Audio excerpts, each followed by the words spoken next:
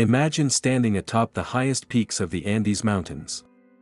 The air is so thin you struggle to breathe, the wind is a freezing razor against your skin, and the silence is absolute.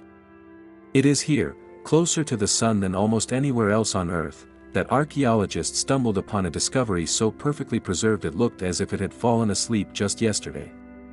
But these weren't sleeping travelers. They were children. Dressed in the finest royal textiles and surrounded by gold and silver statues, they had been sitting on these frozen summits for over 500 years. For centuries, historians debated the extent of human sacrifice in the Inca Empire. We knew about the Aztecs and their bloody altars, but the Incas were often viewed differently, more organized, more diplomatic. However, the discovery of the Ice Maidens shattered that illusion, revealing a ritual so calculated and terrifyingly serene that it continues to haunt researchers today. This wasn't a punishment for criminals or a desperate act of war. This was the Capacocha, a state-sponsored ceremony where the empire's most beautiful and talented children were essentially raised to die. But how did they choose them? What exactly happened during their final months? And what does modern science tell us about their last terrifying moments on those snowy peaks? Today, we are peeling back the layers of history to reveal the harrowing truth behind the Incas' most sacred and deadly ritual. To understand why the Incas sacrificed children, we first have to understand their world. The Inca Empire, or Tawantinsuyu, stretched across the rugged spine of the Andes. In this landscape, the mountains were not just rocks and snow, they were living deities known as Apis. These mountain gods controlled the weather, the water supply, and the fertility of the crops. If the Apis were angry, they sent earthquakes, droughts, or volcanic eruptions. To keep the world in balance, the Incas believed in the concept of Ani, or reciprocity. You have to give to get. And for the gods who provided life-sustaining water, only the most precious gift would suffice. This is where the Capacocha ritual comes in. It was the ultimate payment. Unlike the mass sacrifices of the Aztecs, which were often about feeding the sun with blood, the Capacocha was about quality over quantity. It was a solemn, imperial ceremony usually conducted during momentous occasions, the death of an emperor, the birth of a royal heir, or in response to a great natural catastrophe. The Incas believed that by sending their very best children to live with the gods, they were creating a bridge between the human world and the divine. These children were not seen as dying in the traditional sense, they were being elevated to a state of eternal divinity to watch over their people. The victims of the Capacocha were never random. You couldn't just pick a child off the street. These children were selected from all four corners of the vast empire, often from the families of local chieftains or nobility. This served a dual purpose. It was a religious offering, but it was also a brilliant, albeit dark, political maneuver. By demanding the children of local leaders, the Inca emperor ensured the loyalty of conquered territories. Giving up a child was considered a supreme honor, solidifying a family's status within the imperial hierarchy. The selection process focused on physical perfection. The candidates, usually between the ages of 6 and 15, had to be unblemished, no scars, no moles, no physical deformities. They had to be pure. Girls were often chosen from the Akla, or chosen women, who were taken from their families at a young age to live in sequestered convents. Here, they were taught weaving, brewing, and religious rites. While some would become concubines or priestesses, others were marked for the ultimate sacrifice. They were celebrated for their beauty and virginity, traits that made them worthy of the gods. Once selected, the children's lives changed strictly and dramatically.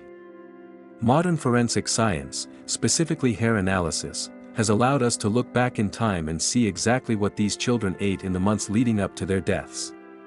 The results are startling. For most of their lives, these children ate a standard peasant diet characterized by potatoes and common vegetables.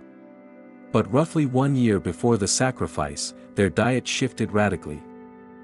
Isotopes in their hair show a sudden spike in the consumption of animal protein, llama and alpaca meat, and maize. In the Inca world, maize, corn, was a high-status food, often used to make chicha, a fermented ceremonial beer. This dietary shift indicates they were being treated like royalty. They were essentially being fattened or prepared for their journey. They traveled to the capital city of Cusco, where they were likely presented to the emperor himself.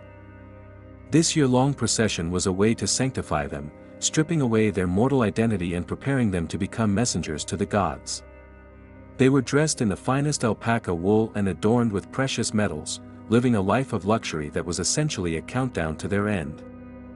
The journey to the sacrificial site was a grueling test of endurance that could last for months.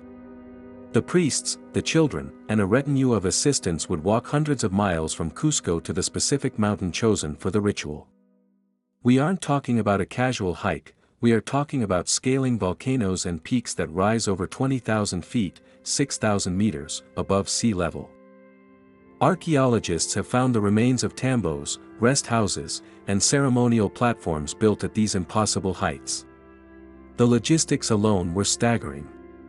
The Incas had to carry wood, food, ceremonial pottery, and the children themselves up steep, icy slopes where oxygen levels are critically low. It was a pilgrimage that demonstrated the sheer power of the Inca state. The ability to command such a feat impressed upon the local populations that the Inca emperor had control over not just the land, but the highest peaks of the earth. For the children, this march was their final transition from the world of the living to the realm of the mountain spirits. Sedation of the innocent, the role of Coca and Chicha.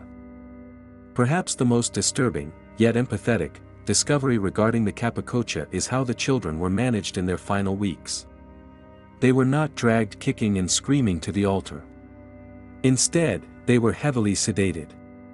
Analysis of the hair from the famous Uyayaka children revealed that in the last 6 months of their lives, their consumption of coca leaves, the raw material for cocaine, and alcohol, chicha, skyrocketed.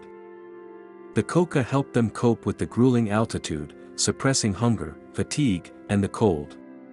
But as the moment of sacrifice approached, the dosage increased to near toxic levels.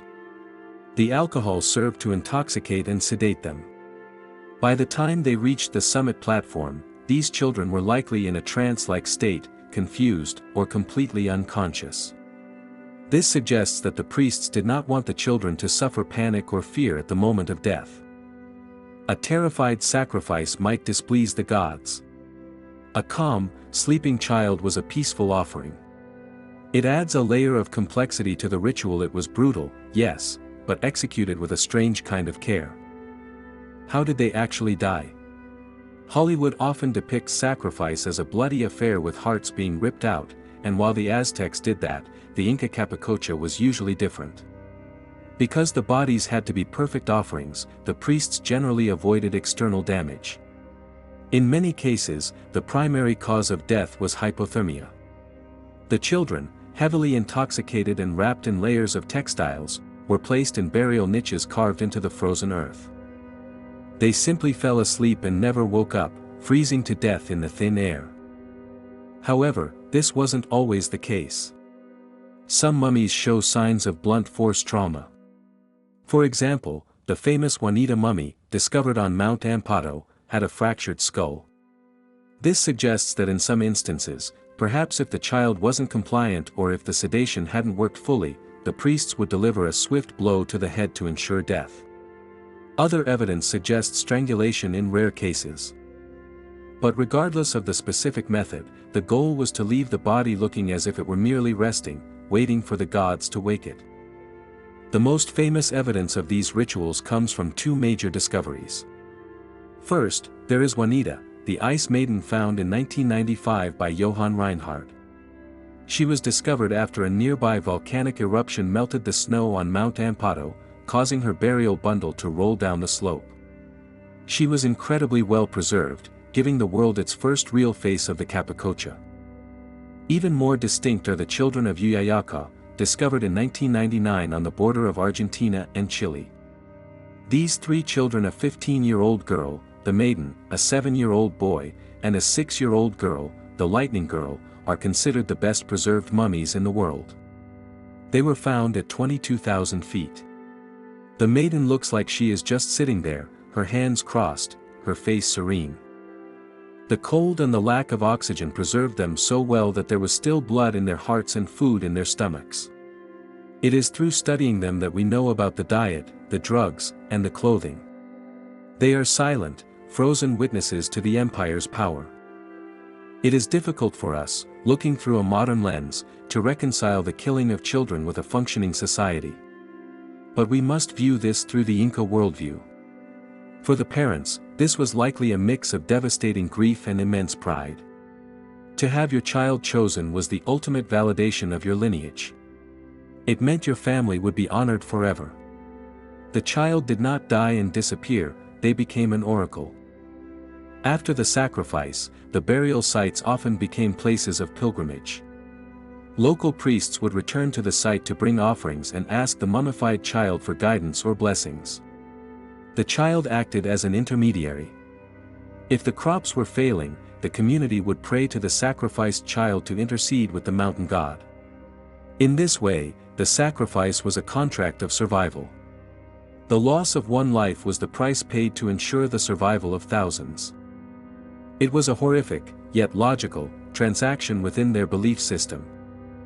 Today, the Capacocha sites are protected archaeological treasures, but they are also sacred ground for the indigenous descendants of the Incas. The discovery of these mummies has bridged a gap between mythology and history, proving that the oral traditions about children on the mountain tops were true. It reminds us of the extreme lengths humanity will go to when trying to control the uncontrollable forces of nature.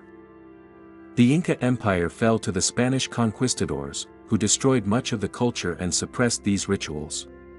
But the mountains protected these children. By placing them in the highest, most inhospitable freezers on the planet, the Incas unwittingly created time capsules that outlasted their empire by half a millennium. These ice maidens and children offer us a window into a past that is beautiful, complex, and undeniably terrifying. The story of the Inca sacrifice rituals is a stark reminder of how culture and belief can shape human action. It forces us to ask ourselves, what defines a civilized society? To the Incas, maintaining balance with the cosmos was worth the highest price imaginable. If you found this deep dive into history fascinating, or if it sent a chill down your spine, please hit that like button, it really helps the channel grow. What do you think would be the most terrifying part of the Capacocha journey?